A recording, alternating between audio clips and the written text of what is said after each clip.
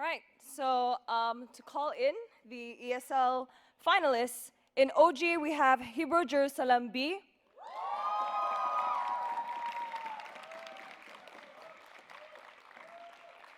In opening opposition, we have HSE Moscow A.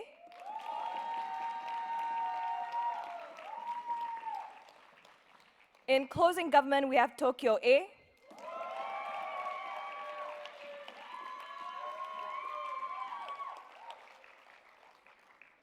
And in closing opposition, we have IIUM-A.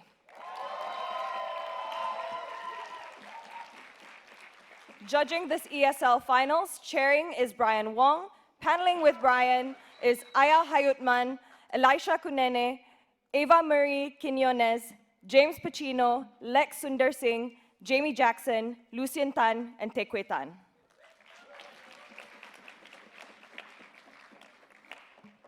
And the motion for this ESL finals. In the lead up to the 1994 negotiated settlement in South Africa, this House believes that the ANC should have demanded further concessions, e.g. removing the amnesty provision of the TRC, greater land and economic rights, even at the expense of prolonging the conflict.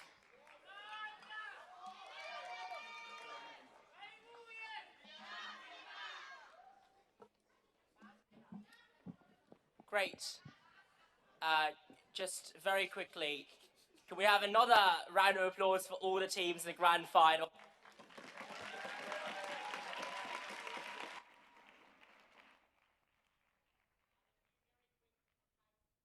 And a few very quick housekeeping rules. First, please keep the volume down as much as possible during speeches. It becomes otherwise quite hard to hear individual speakers. Secondly, we appreciate the need to applaud, and please do applaud, but at the same time, try not to do so at the expense of basically speakers being able to put their speeches forth. And finally, if there's anyone with their mobile phones on, please switch it to silent mode such that you don't interrupt the proceedings of this wonderful debate. And that's all. And with that in mind, I call upon the Prime Minister to open today's debate. Hear, hear.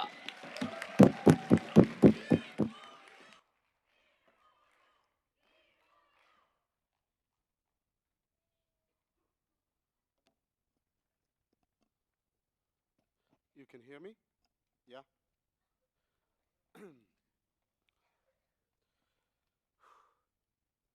Okay, so since 1994, we say that the ANC policy has been to give black people their rights and to kind of try to restart the state. We say they gave the Africans their rights, but not their dignity from access to those rights, or a state that is able to take care of them and ensure that they have the rights and the privileges that have been denied for them during apartheid. We're going to explain to you in 2 points.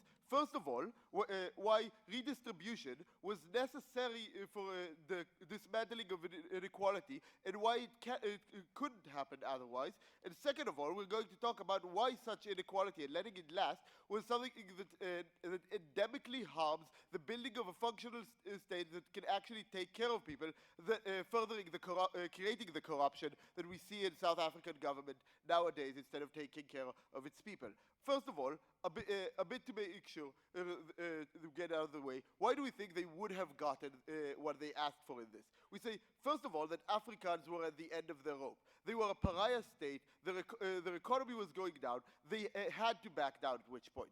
Second of all, we say the ANC started with an armed conflict that only ended when they were willing to give concessions. We think that they were afraid of more armed conflict and more damage coming to them and would have given significantly greater concessions. Let's talk about why this redistribution was something that was that is necessary in order to dismantle this. We say that when inequality is so extreme, and the state is so poor that it doesn't have the resources to actually take care of citizens. We say they needed to redistribute this, to take land and money from the Africans in order for the ANC to give people resources in order to take them out of poverty and help them. We say that they didn't have, when the state wasn't in the place where it was, they didn't have the resources to actually give them reparations. They didn't have the resources to build infrastructures without taking them from them.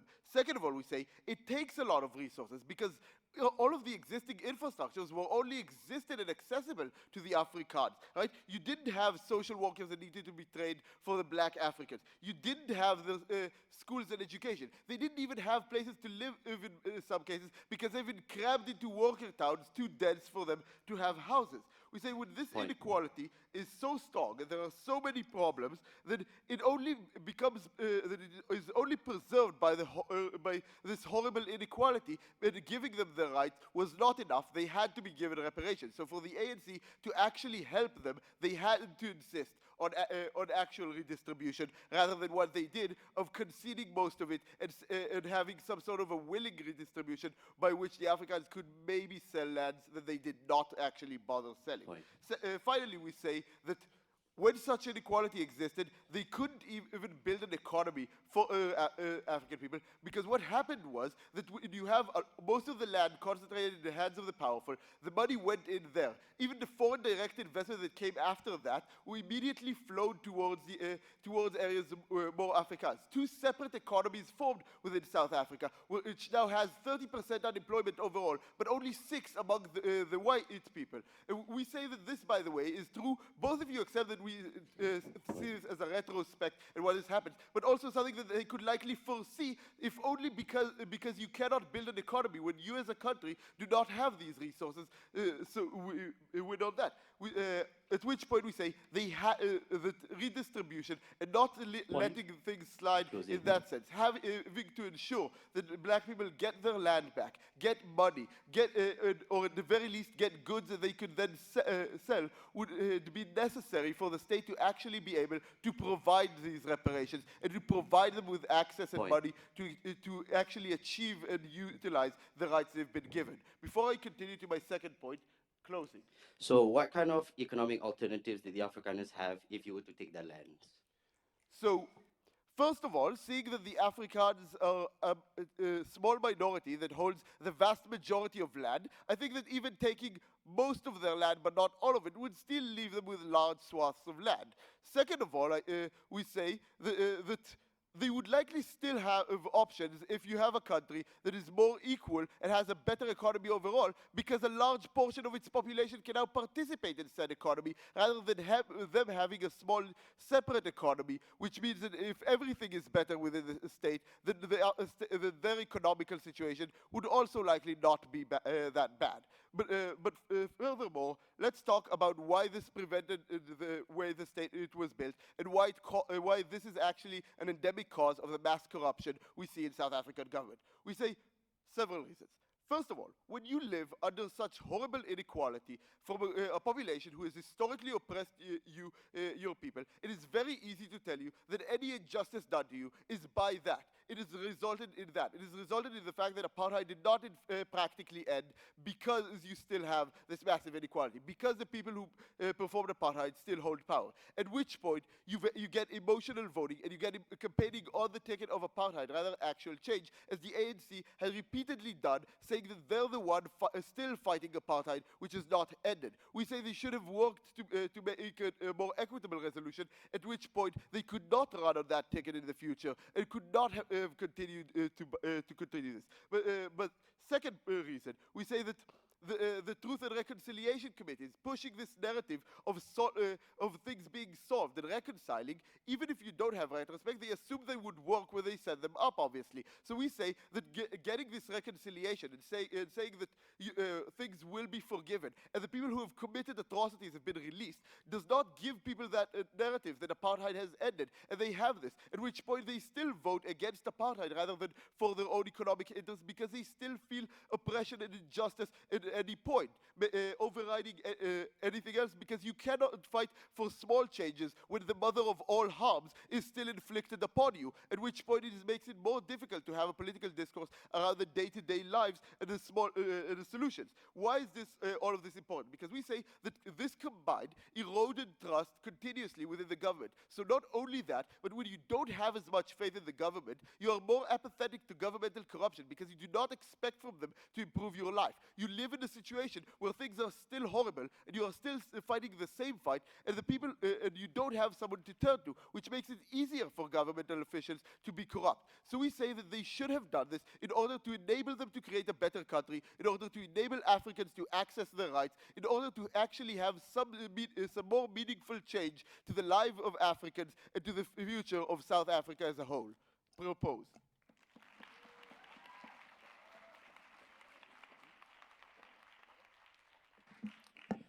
I thank the Prime Minister for that speech. Now call upon Leader of the Opposition to continue the debate today. Hear, hear.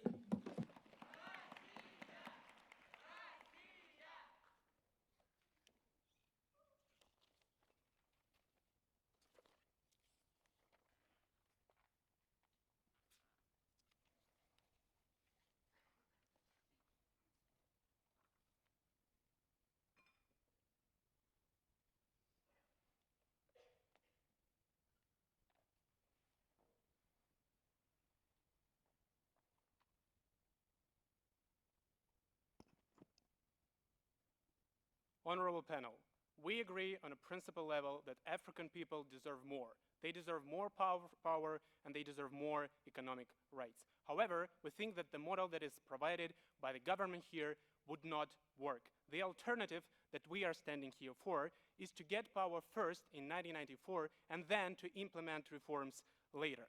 So why we think it's possible? Because it's possible because we get political power now. We get political power after we organize a state around the black majority. We have the majority in the parliament. We can start all the reforms that we think are necessary. However, we start them at the point at which white individuals do not have access to the army, do not have control over the army, and cannot fight back with a full-scale civil war.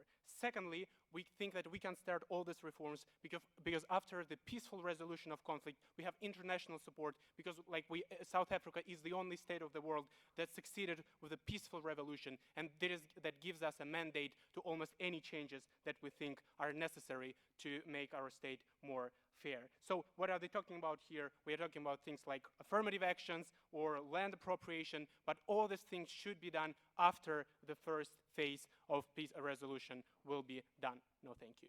So 2 points on my speech. Firstly, why civil war will be very likely to be a full-scale war and why it's dangerous for the African state. And secondly, why more radical leaders within ANC would emerge and it will prevent the existence of South African democracy. Before that, just 1 point of extraneous rebuttal. On the point of the corruption. We think that when civil war or even just the violence within the state starts, leaders have to become more authoritarian because they have to concentrate all the power within their hands to fight back, to make sure that they continue to fight with their enemies and they can build the state. We think that in this case, all the incentives are for authoritarian leaders to emerge or for current leaders to become more authoritarian. Given that they get this power in their hands, it's very unlikely that they give it back to the people. And that is why we think that in their case, it is more likely that South Africa would not be a democracy at all. And that is why corruption will be even worse and people would not have any right to influence the political decisions. So to my substantive. Firstly, why civil war is very likely to emerge. Firstly, because people will fight back. What are the reasons for here? 3 reasons. Firstly, those people like white minority within the South African state will have nothing to lose because probably we will appropriate all the lands from them, we'll appropriate all they had before, and that is why they actually have nothing to lose. They would either fight back or they will be forced to leave the country or they would be forced to live in poverty. That is why the choice for them becomes much easier. Secondly, these people would believe that it's absolutely not fair for them because yes, many of these people in 1994, they believed that discrimination existed, they believed that power should be given back, that is why it was a peaceful resolution. However, they did not believe that they individually, personally, did something wrong. They believed it was just a regime that was wrong, and that is why they thought that the political structure should be changed by like the property should not be given back. That is why they will feel that it's absolutely unfair, and that is why they're likely to fight back. Thirdly, is because some leaders within the white minority were very radical, unlike de Klerk, and that is why they could have started to unite the white minority against these leaders. These leaders would get much more power, and they would become much more popular. And fourthly, these people had actual power. They had control over army. Many of them had guns with their homes, and that is why it was like a real chance for them. They thought that they could have win in this situation. So why these people had significant power, and why the civil war could have been really dangerous for the economy and for the state as a whole. Firstly, because these people had access to finance, they were very wealthy, and that is why they could have buy whatever they needed to continue this war. Secondly, they have control over army. Thirdly, they have strong identity again, within the small community of white minority, and also have nothing to lose. As fourthly, and I say many of them were armed, and that is why they had like a direct opportunity to fight back. So in a guerrilla war, when these people would start to fight back, we actually, as a South African new emerging state, had no chances to win it quickly, because these people could hide somewhere, these people could organize in small groups, and that is why we think that civil war will continue for many years. And it also will lead to more violence from black people. Why is that the case? Because they will feel that white people refuse to give something that belongs to them like rightfully, and that is why they will start to fight back, they will start a violence. And in this case, it will lead to exacerbation of conflict as a whole. Why is it very bad? It's not only bad because like civil war has important consequences, but also because it leads to less popular support to the main cause of South Africa democratic movement, because it was so popular in the world as a whole, because people believe that it was a peaceful revolution. When a civil war happens, all the sides, they say that everyone is responsible, everyone was committed in violence, black people also committed violence, and that is why many people would actually believe that it was the case. They wouldn't actually think that black people have a principal right to get all the people that government is claiming for. On the alternative, we think that now we have much more opportunity, then these people have not this power, then these people have not access to all these things to start this reform and to implement them successfully. Yes. So there's still a huge inequality in the status quo, where the reforms that you so touted on your side of the House by the ANC have not worked. How do you propose that these should have been implemented, and can be implemented in the status quo? We think that some reforms are implemented now, and we have even more incentives to implement them in the future. In a comparison, here we have a fully scaled civil war. We are absolutely not sure when it's going to end, and we are not sure that we will actually get a democracy. So what are the consequences of civil war? Firstly, people are simply dying. Maybe thousands or millions of people will die within this conflict. Secondly, the economic infrastructure will be completely destroyed. People will become much poorer, and also maybe farms that were mostly controlled by white minority will be destroyed. That could lead to a fully scaled food collapse and many more people dying. And after the end of war, people will still hate each other even more, which will lead to more discrimination within society. Secondly, we think that more radical leaders within the ANC would emerge, because you have to concentrate power, and you have to concentrate power in order to lead the civil war, and that is why Mandela himself may either lose his mandate, which was based on peaceful and democratic resolution, and more authoritarian leader would emerge, or Mandela himself would become more authoritarian. It will lead to a less democratic South African state in the future, and we think that it would have led to a much worse future for all the people of South Africa. For all these reasons, very proud to oppose.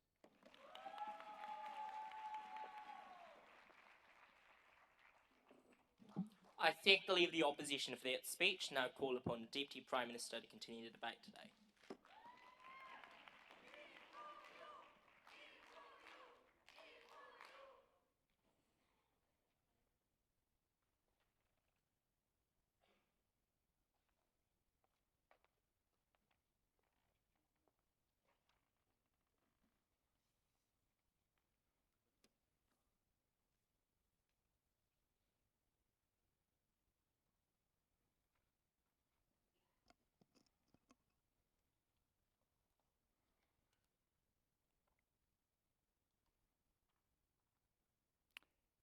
It took me and Eli 14 years of debating together in order to reach this final. It is only fitting that in 14 minutes of speech we would win it. Look, when they are talking about a civil war, when they say that the alternative, what we had was a bloodless revolution, we say bloodless for the white people.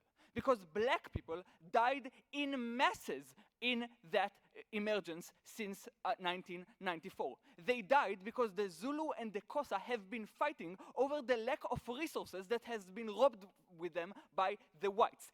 Thousands of people died. Johannesburg was burning aflame. So we don't know what bloodless revolution they are talking about. What we do know, and we have analyzed, is that they have fought and people have died, and the struggle was almost for nothing given what black people suffer in South Africa today. And they have never explained how that changes on their side. Please notice, they are defending the status quo. They are defending what we describe. When they say you first need power to implement change, we say, but change has not been implemented exactly because the fear of continuing the conflict prevented any form of meaningful change, which means that, frankly, we have diet apartheid. We don't understand how is that better and not worth fighting for to prevent. I'm going to explain why today the inequality means that South Africa cannot be, in fact, a state that grants people the rights they deserve. Before that, a few points of rebuttal. So, first of all, they say the alternative had been a civil war. That is incredibly unlikely. First of all, please notice, they say it's because we would tell the whites we take everything away. No, we didn't. We're going to take more from them to the point that, yes, they would probably feel it in their pockets, but not to the point of like taking their lives or taking their children or like taking anything that like people incredibly care about. Please notice, those who care deeply about their possessions usually fled the country before 1994 in the great brain drain of the 1980s in South Africa. So those who stayed are probably those who don't care all that much about their property. Secondly, we tell you that they said, oh, but there will be a civil war. Very unlikely for a few reasons. As we told you, at that point in 1994, people were tired of bloodshed. We remind you that the ANC has committed guerrilla warfare before that, and we say that people were tired of dying in the streets. Moreover, we tell you that it's very unlikely that they would succeed in creating a civil war, given the fact that, as we told you, this was a pariah state. No one sold arms to it, and even if they wanted to conduct a civil war, they would entirely collapse their economy much more than it would happen by just giving away some of the lands and the money to black people. So for all those reasons, I say civil war incredibly unlikely. But then again, even if it did, we don't see how the civil war would be a lot worse than what actually happened then, and how the resulting civil war would achieve something that is worse than what is currently happening now. They have not been comparative at any point. Finally, they says they would have more militant leaders. First of all, no one would replace Mandela. What are you talking about? The man was practically a god in 1994. But secondly, we say Mandela himself was a militant person, right? Like, he could absolutely make a feasible threat, and people would be afraid, and they would say, oh shit, we need to back down, and we say that's a good thing. They would eventually back down. Fine, like maybe the conflict would go on for another year, but then they would back down. Mandela would get everything that he asked for, and we would have a functioning democracy in South Africa instead of what we have today. Let's talk about what's happening today, because look, what they don't understand is that the inequality in South Africa means that you cannot have a real democracy. They hate apartheid because apartheid meant that black people weren't given the rights. We say this is exactly the reason. Why? Because such severe economical inequality, we say, removes essential democracy. How does that happen? First of all, we say it sways the government. In which way? First of all, we say when one group of the population has all the money, their ability to bribe their way into power is a lot more powerful. Now, sure, they might bribe the head of state, but when they have enough money to enough white people, they don't need to bribe the head of state because they can bribe just local leaders, and that is enough for them to get essentially what they want. So like the country might be democratic in theory, but in practice it is not. Secondly, it's the fact that they can lobby the government directly with the amount of money they have. Thirdly, it's the fact that they control the media, or even if they don't, the media wants to advertise and sell to white people, so the media disseminates information that is useful to white people. So again, the kind of information that is useful for the black people to vote and run its government efficiently don't work. Fourthly, we say, because if the government is reliant on tax revenue for its doings, then when all the tax revenue come from white people, you never want to harm the white people because they are the source of all the money. All that exactly tells you that you have a state that is geared only to do what's best for white people, and that we say essentially is apartheid. But we have more. We say, for example, the judicial system has been terrible to black people after it, because all the TRC may have pardoned what white people done under apartheid, but all the black people, for example, that had to steal because they had no other opportunities and no way to get money, were not released under the TRC, right? We're saying that you, instead of a full revamping of the judicial system, you have kept it mostly the same, a system that has benefited white people. Before I move on, let's take first.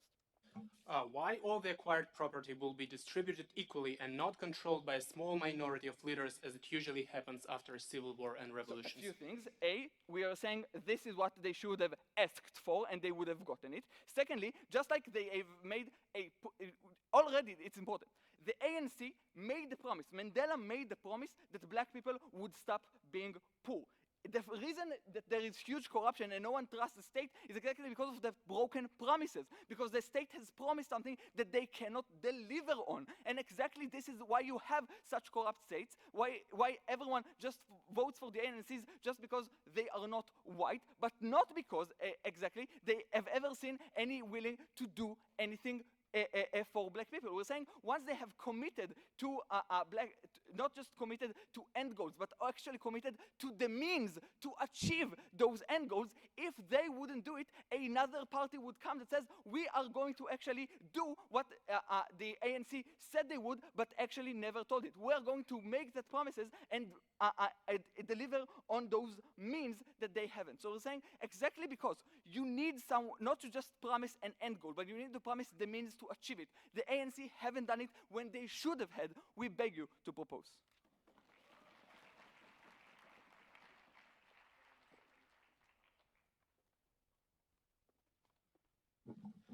I thank the Deputy Prime Minister for that speech. Now call upon the Deputy Leader of the Opposition to continue the debate today. Hear, hear.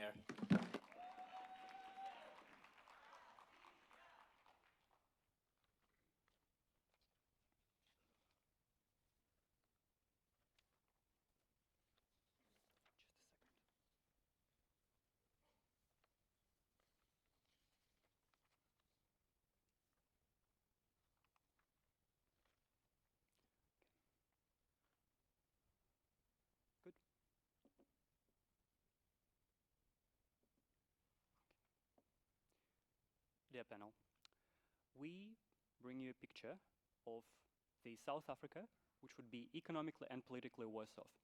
The alternative they present, or their idea, is basically about increasing economic well-being of African people. I would like to challenge you conceptually. Let's think. What they're proposing, $100 more GDP per capita, 1,000 maybe more. We say no amount of money, no amount of economic utility would override the bloody civil war which is most likely to accrue in the context described by my partner. We think conceptually they have a very high bar to justify by economic utility the actual lives that this civil war or any kind of conflict would cost. Okay, let's firstly deal directly with opening government. They say those people will acquiesce, firstly because South Africa at that point was a pariah state. Note that sanctions have been implemented decades before those particular rounds of negotiations, and South Africa was able to survive. Why? Because you had to redistribute amount of money within small elite of the population. Plus, the main source of revenue for South Africa at that point, and to some extent still, is selling of certain minerals, and given that China was about to rise and demand more and more, and a global, basically demand for that kind of thing was increasing, we say it would be more than enough for a regime to sustain itself economically. Then they say that those people would be afraid of that, and let's take it head on. We say that bloody civil war is most likely to occur, firstly, because we say the regime of de Klerk already was able, so it crossed the line at the point when several massacres were committed between those round negotiations in 1992 and in 1993. We say, secondly, the regime had enormous support on behalf of people because people were afraid of losing everything. They say they would expand economic and political concession they do demand from white people, which means that they would presumably make land appropriation, for example, the central issue of that negotiations at that point, which means that people would be afraid of losing the homelands of places where their graveyards are, of places where their childhood memories are connected to. The place where they've been living more than the United States is a country. It's a very significant concession that they would demand. It's extremely unrealistic demand that those people wouldn't acquiesce to. Next, we say that de Klerk regime had army which is better trained and equipped and organized, comparatively to some guerrilla warriors who didn't have any means of communication. Also, if they want to say that Soviet would supply some stuff, we say that given that regime of de Klerk can isolate them on a land border, also from the sea, it's unlikely that those guerrillas would get any kind of significant supply, right? So this reasons means that that would be a significantly asymmetrical warfare, which would be won only after like 5 or 10 maybe years of battle, which would be bad. That means that many people would die, many people would suffer in prisons during torture, during martial law, many civil liberties would be infringed upon. We say that it's a horrible scenario. Now let's mention what would happen afterwards. Presumably the conflict would end, hopefully not by the domination of white people, which would be even more terrible than that. Okay, what would happen for black people for basically that new Africa? Firstly, economically. We say economically, given that Nelson Mandela and basically the entire regime and the entire endeavor of New South Africa, of Rainbow Nation would collapse. That idea would collapse, and therefore you would have less favorable trade agreements. You would have less favorable things such as the agreement of on favorable terms with the United States of America, which still was under the conservative, let's say, to some extent, racist administration, which wouldn't likely for political reasons to go to support that. Secondly, you would drive out most white people. Why is it problematic? We're not saying they good in some way. We firstly say that they had unique expertise in running the farmlands, right? There are sophisticated irrigation systems, there are sophisticated organizational things which you need to know in order to run farms efficiently. They would drive them out.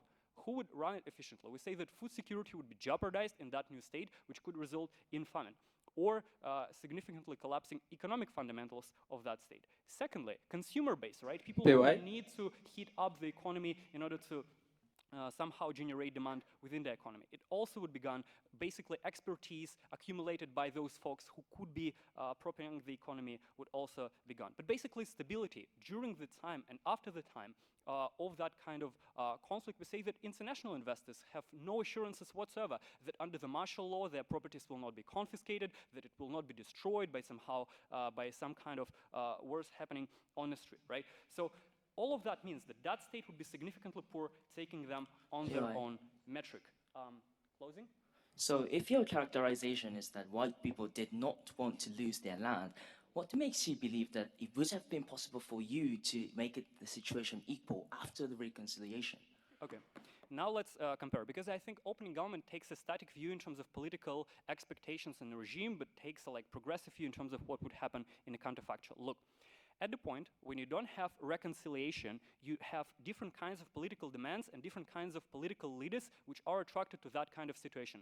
That is to say that in the context of a war, people who succeed in political ladder are people who are militarily best, people who generate fear within people, completely different characterization from leaders such as Nelson Mandela, who were inspirational in terms of peace, reconciliation, and future prosperity. At the point when you have war or immediately affects climate after that, we say that the first demand that people ask from you is actual safety and stability rather than economic prosperity. So shift in political discourse would be even more dramatic from that side. But mostly analyzed, they say that basically white people have retained all the power. No, the vast majority of ministers are today from the minority communities. We say that the problem of corruption is presumably for that very reason asymmetric on both sides. But what is our alternative? They say nothing has been done. We say a lot has been done.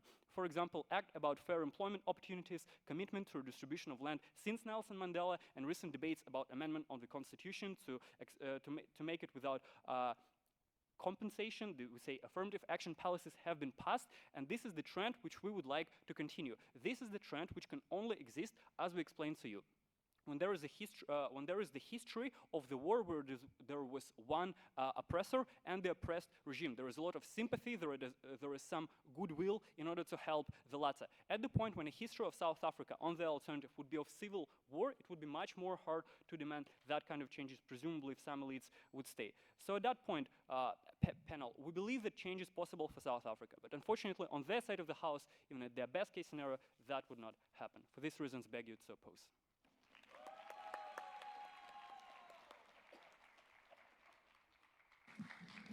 I thank the Deputy Leader of the Opposition for that speech. Now call upon the Member of Government to continue the debate today. Hear, hear.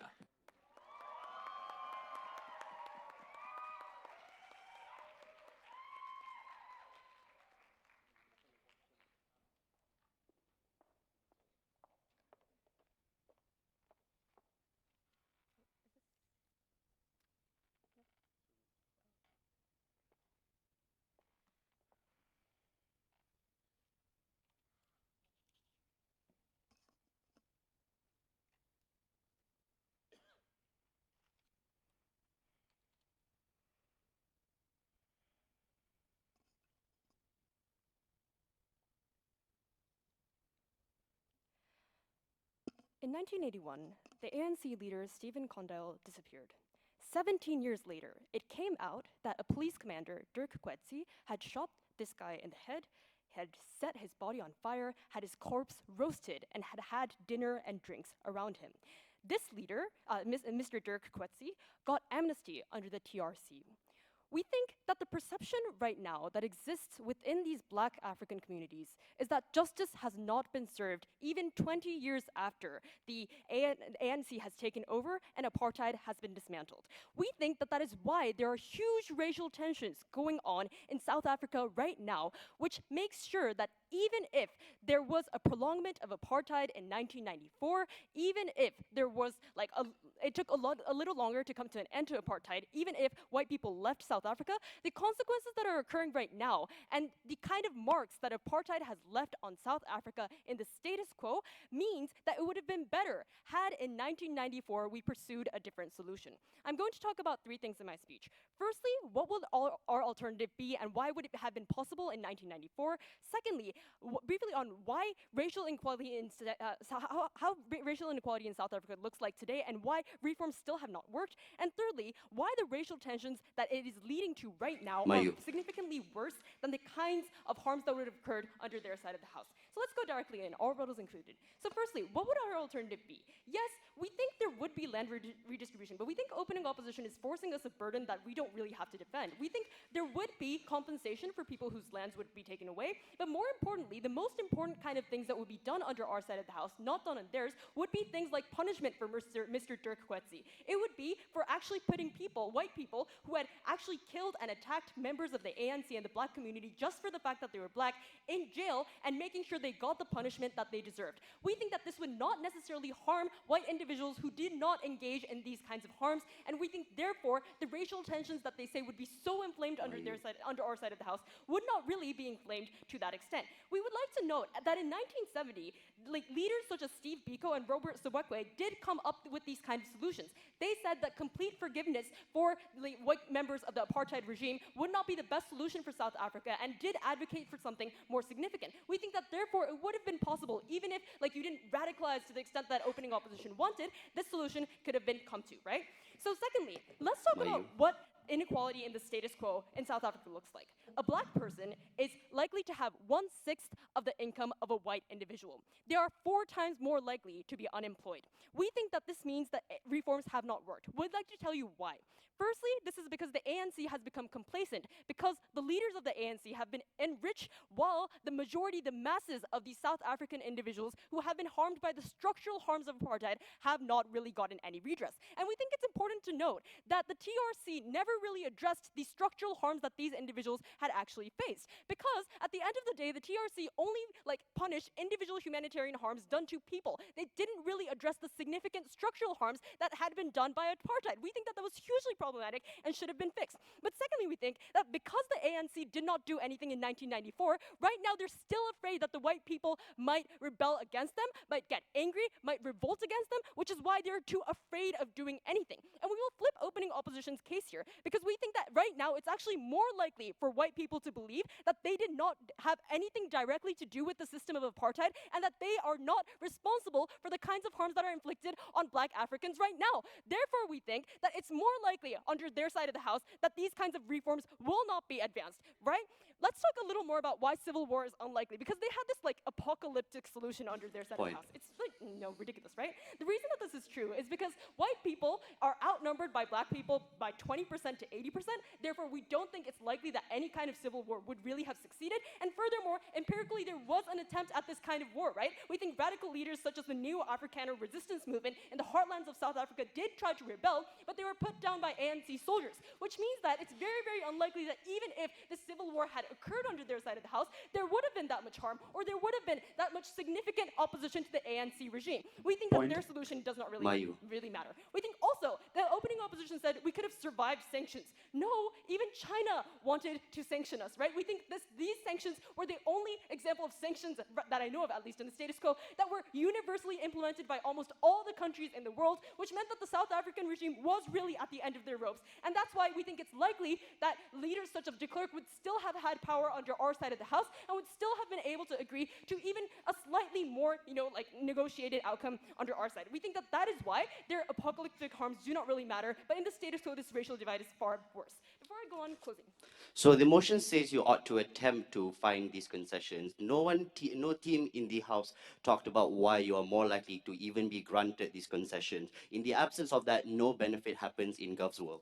No, so what we said was that these concessions would likely have been granted because the white regime would really have had no choice but to grant them in the first place, right? Because of the kind of solutions that, so if they could not have engaged in civil war, if they could not have engaged in, continuing their regime with these sanctions, because there was huge strikes also by these black Africans right now, which meant that we think these white leaders were really at the end of their ropes in 1994, which meant they probably would have agreed. But we think that even if, right, we take opening oppositions, best case scenario, and probably closing oppositions as well, right? Even if there were more racial tensions at that time, even if it took longer, why is it still better? We think the kinds of racial tensions that are occurring in the Civil War are quite as bad as those, are actually worse than those that would have occurred in 1994. Why? Because when people think that the TRC didn't really include structural impacts, when they ignore apartheid by the masses, this is leading to huge tensions. There are 60 protests in South Africa almost each day. Thousands of people in the University of Witwatersrand stood up against a hike in prices, which meant that black African students could not access university at a level that white Africans could.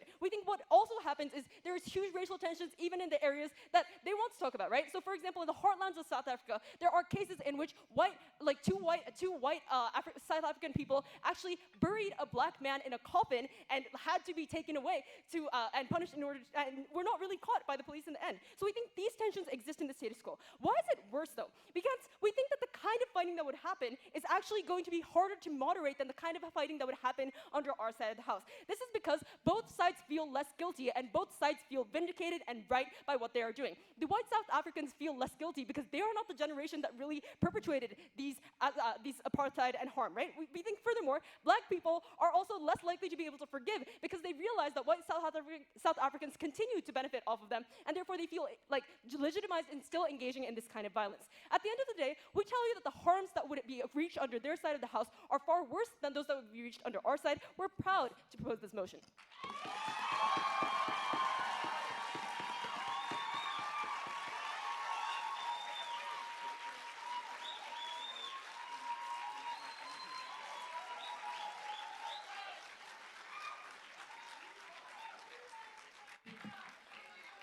I thank the member of government for that speech. I now call upon the member of the opposition to continue the debate today. Here.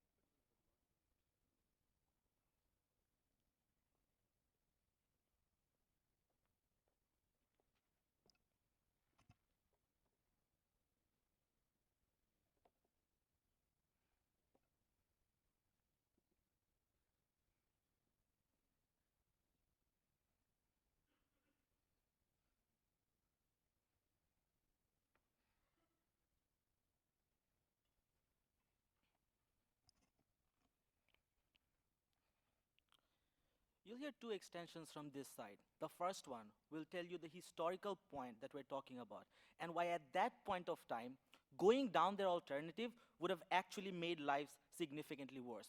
But secondly, I'll also tell you what's actually exceptional about South Africa, because it's easy to say everything that's going wrong. But in a continent where there's a lot of hope and hopelessness, I think what happened in 1994 gave South Africa the leadership that only happened due to the process that was initiated by ANC. And you've heard bits and pieces about all the alternatives where South Africa could have gone down, all the ways in which South Africa could have just been another Libya or Haiti. Those are the two extensions. The first one. So the first extension from our side is really important, because this is what responds to all the arguments from their side that simply says things like, it's basically a huge fact claim that people are very unhappy, people feel absolutely oppressed, and they feel like they have to mistrust the government, and there has been no form of reparations at all. Because I think there's an alternate reality that is more true. It's the fact that people got to speak about everything that happened.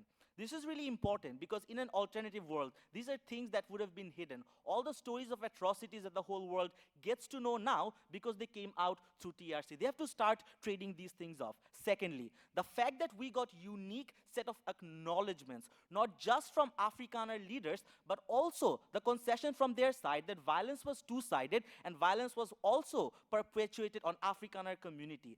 That's a unique form of leadership that happened because both sides started admitting their faults and both sides started focusing on the future. But more importantly, if you look at South Africa now, it's due to the fact that ANC has been in leadership for over 25 years. It is by far the strongest political party. And ARC is powerful because it is backed by the global community due to their moral leadership that they demonstrated at that point of time. Those are all the things that they have to compromise under their side. We haven't heard anything. But why is it more likely that this scenario is more true? I.e., even if some people feel like they haven't gotten absolute justice, why do we feel enough people feel there has been a form of redress due to admissions from the other side, due to the truth coming out, and just the fact they can start living the next day? We think there are three reasons why that is true. The first reason is because, see, there's leaders who made calls under both sides during 1994. Under your side, given that you unilaterally remove any possibility of these leaders being able to move on with their life, this means they would have just backed down on all forms of violence.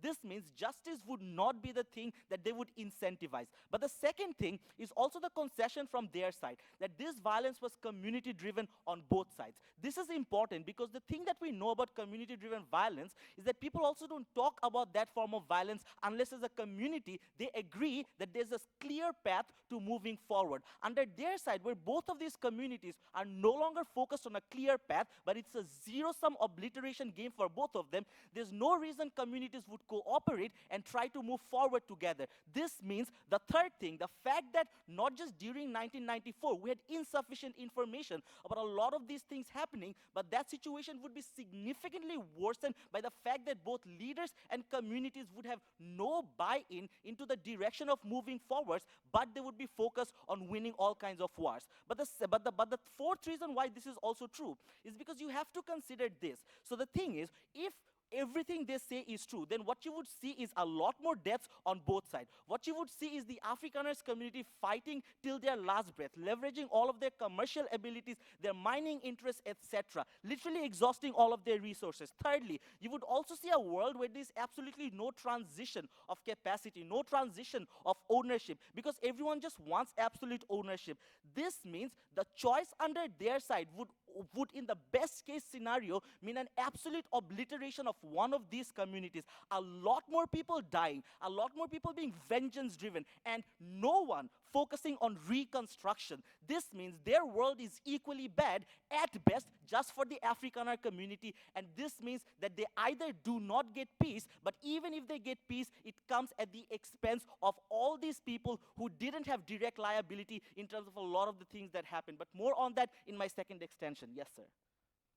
So black Africans were willing to fight and die for a state that would grant them their rights. The ANC promised that without securing the means of actually providing them their rights. We say in this, they failed not just South Africa, but the hope they represented for Africa as a whole. But that's just an assertion. I told you all the ways in which ANC had significant, at the very least partial successes that were possible due to the decisions that were taken at that point of time to take political leadership as opposed to absolute leadership over all forms of means of production. But more on to that in my second extension. The second extension is really important because it tells you the unique reasons why ANC succeeded.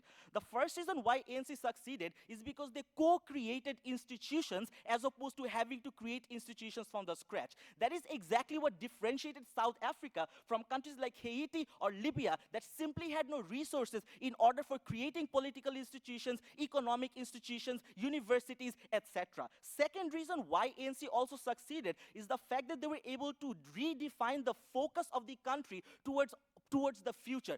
Because of the fact that the best case scenario in this case would have been 20% of the country dying or significantly suffering even more, ANC made that strategic choice that focused South Africa to focus on moving forward. But the third reason why ANC also succeeded is the fact that, by the way, Mandela himself changed his mind and started telling ANC leaders to not do things like violence anymore. At that point of time, there were discrete groups of people, especially in South Africa, that is extremely tribal, and people have just different minds of their own. Mandela's message of peace and moving forward was the only thing that could have united all these discrete groups of people. In your alternative, Mandela would have to convince all these people to move towards violence, which probably wouldn't happen anyway, because Mandela personally gave up his stance of violence when he went to prison. The fourth reason why this is also true is because there were a lot more angry people, and if you did not pacify them at that point of time, all forms of violence and wars and rapes and atrocities and genocides would just have been significantly worse. Merely on that basis, we think we can win this debate. But the final reason why this is true is the fact that South Africa moved toward a capacity-based change. Change that happens in the ballot box slowly. Change that happens based on referendums and things like that. We saw this recently in the case that came up in the Supreme Court regarding mining interests, where despite people asking for more black ownership, a lot of the black capital holders simply didn't feel like they wanted to be associated with the mining industry because it was too long-term and it's not where they wanted their capital to be tied up. What does it mean? It means that the black communities in South Africa had the unique ability to determine where they want their economic empowerment to go. So this means this is what made them not just more free, but also South Africa more just. Thank you.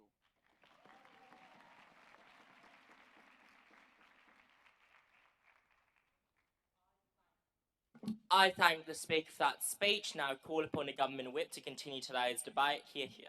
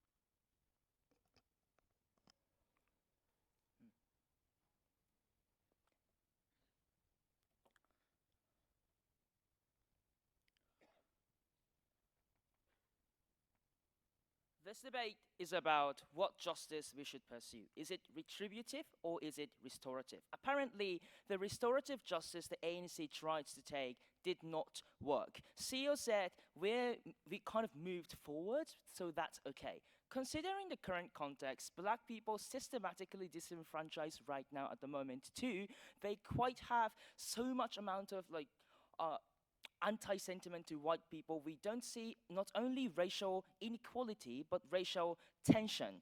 We don't think South Africa moved any forward because of that. We don't understand what they actually stand for. Two things I'm going to analyze. firstly, what would have been the cost at that time? And secondly, what is the cost that we are forced to pay continuously to this day? Before that, basically, a couple of engagements decide opposition.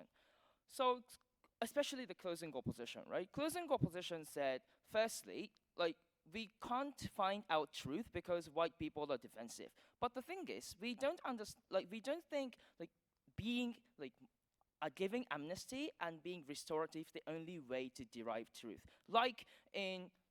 The trial after the World War II, many of the Japanese soldiers were tried in court and they had truth, right? Same thing should happen and can happen under their side of the house too. And secondly, they told you moving forward to the future, it's something important. Now, obviously, honestly, again, I don't really understand what that concept actually means, but oftentimes, those white people did not concede to black people and ANC, not because they thought that it was their duty to move forward, but because the external pressure was strong. That is because they were sanctioned to the extent that South Africa possibly have no prospects to prosper in the international context. They were actually denied of the seat in the United Nations, and also they saw riots by black people getting bigger and bigger. They got afraid of that. That's exactly why they had concession, right? We don't think it is necessarily true that those people are kindly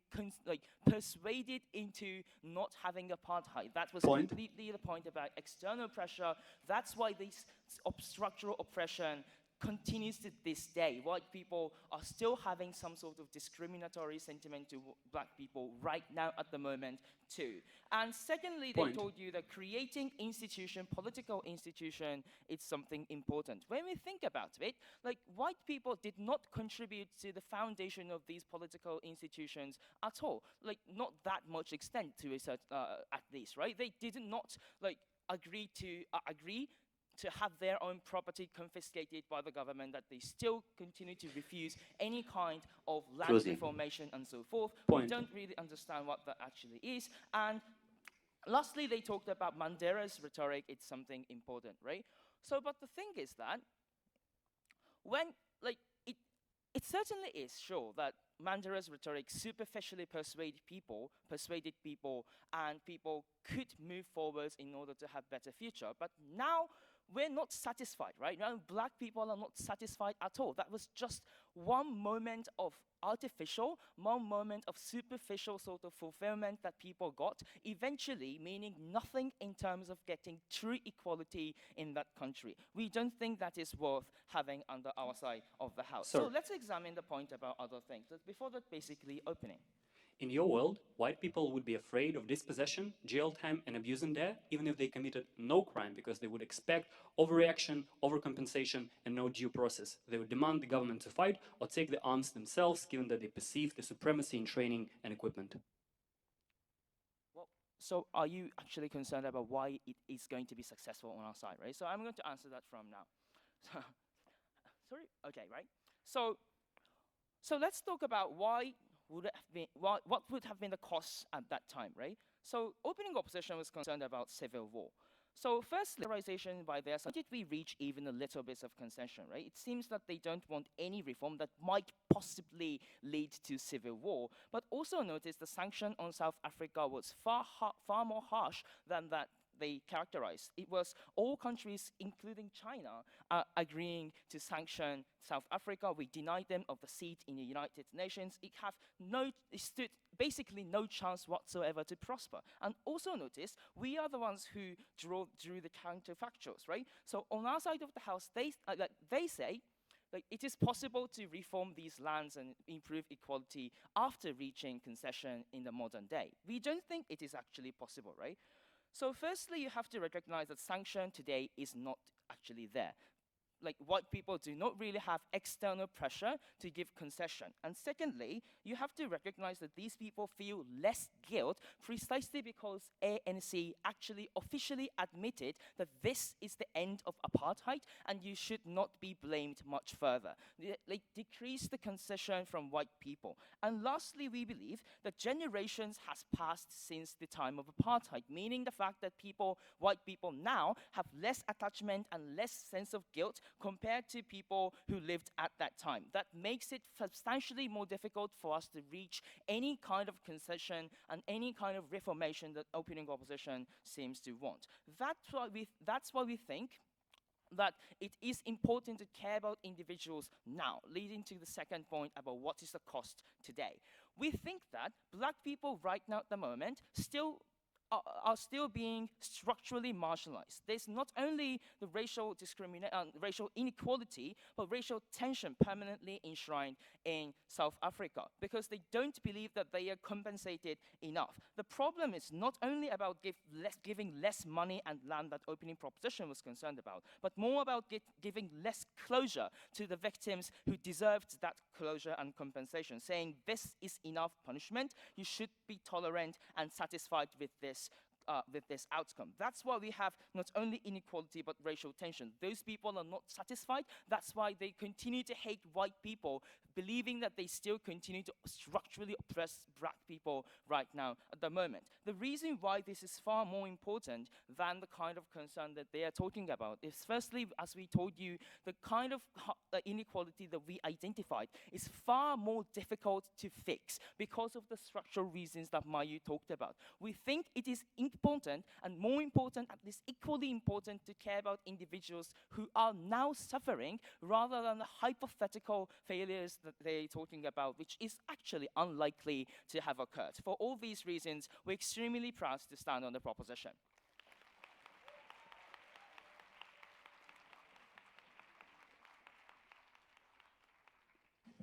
I thank the government whip for that speech, and now for the final speech in this final, I call upon the opposition whip to close off today's debate.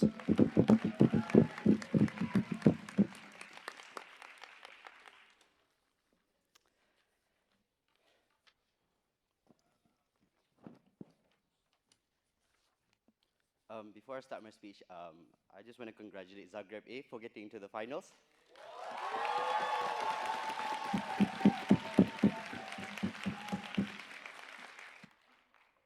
All right, let's do this. So 3 questions in this speech. The first, whether or not concessions will actually happen. I'm going to directly engage with the best case scenario of opening government. Number 2, I'm going to directly engage with closing government's arguments about justice and the TRC and whether or not justice is actually better in closing government as well. And last, I'm going to talk about the future. And this argument directly engages in assuming that all of these concessions happen. Why in a world in which you are more likely going to take moderate stances in the approaches that you take in 1994, you're more likely going to put and kickstart more moderate versions or progressions that are more likely sustainable in the future. So first question, whether or not they're going to get any forms of concessions. OG's principle of reparation assumes that you are able to reparate these individuals by actually getting these concessions. In the absence of actually getting these concessions, you are unlikely to ever get any versions of reparations. What did they say to prove this claim? They say firstly, Afrikaners' economy is going down due to sanctions. If that is true, it is more likely that they're going to hold on to the current existing lands that they're more likely going to have. That means that, because basically the POI that I asked, they are more likely that they have no other versions of alternatives when it comes to economic activities. In that instance, the only land that they currently have is the only one that they have. Number 2, then they IPOI, the answer was, but the Afrikaners have a lot of economic power. So the first is, I'm unsure, is the economy actually going down for the Afrikaners, or whether or not they actually hold strong? To that extent, we would say, look, if it is true that they hold land in the best case scenario, that meant that the kinds of land that they're more likely going to hold on to are the ones which are economically important, i.e. things like agriculture, i.e. things like, for example, mining. These are oftentimes in 1994 booming economies that have large amounts of potential for the economic wealth of the Afrikaners. It's less likely that they're going to let that go. Then they say, but they're tired of violence and hence why they will want to give these concessions. The first, the Afrikaners actually have every ability to actually continue on violence. A, they control power politically. Number 2, they still hold on to large amounts of resources. And these were and in 1994, by the way, this is still the governments that authorized all of the violent laws and the military. That meant that the only reason why the Afrikaners and the white minorities who hold on to power actually wanted to engage in discussions and let go of some of power was because Nelson Mandela wanted to take a moderate and more peaceful version of approach. That meant that it is less likely that they are not only are they not tired of violence, they have every capacity to act in violence at the end of the day. This was also more important because this was the piece of analysis that opening government was necessarily missing. Then closing government says, guys, but the sanctions in South Africa were extremely different because it was extremely violent. The reason those sanctions were violent was in place was because Mandela wanted a peaceful transition and the international community backed that up. In a world in which you are taking a more radical stance onto that, we say it's more likely that these sanctions are going to be pulled out because you're more likely going to piss off those people who actually wanted to support you in a peaceful transition. So that meant that in a world in which you take this approach, not only would it fail, but it would have made it even worse. Second question, and this is the largest point from closing government, about TRCs and whether or not justice was better.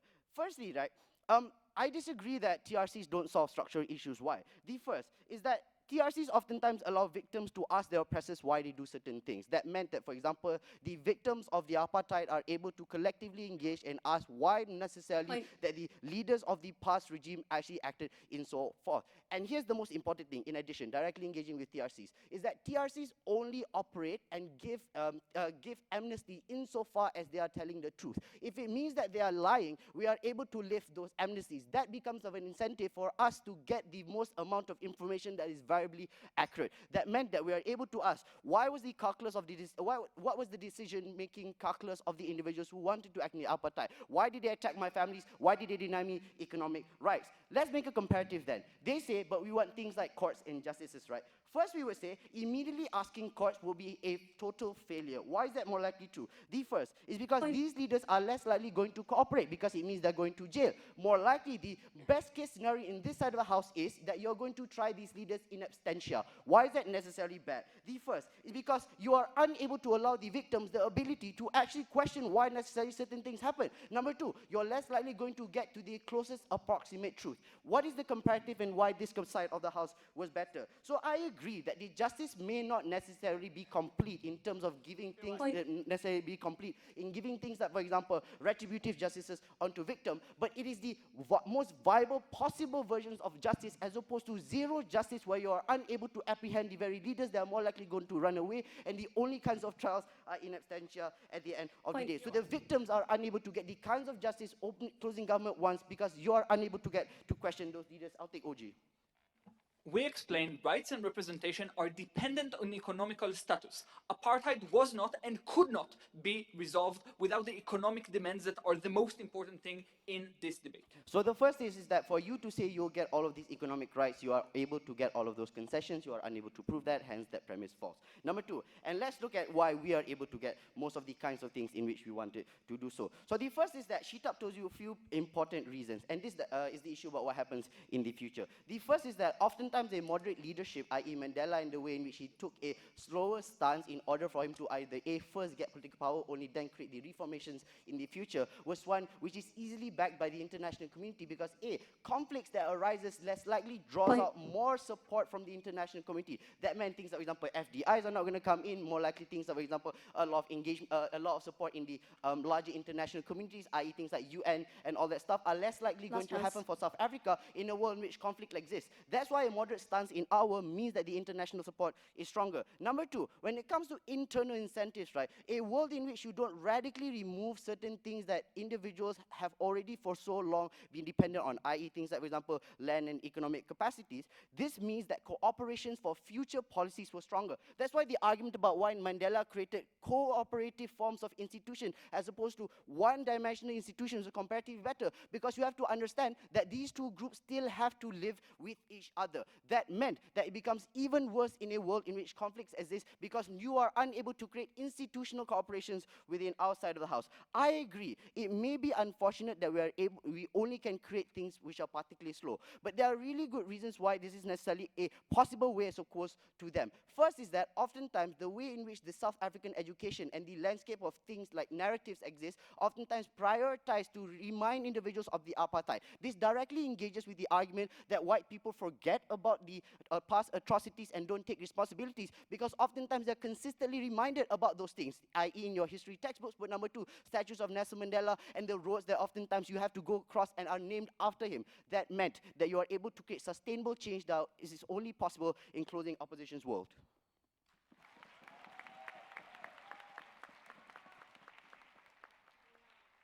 Can we have one final round of applause for all the teams in this round?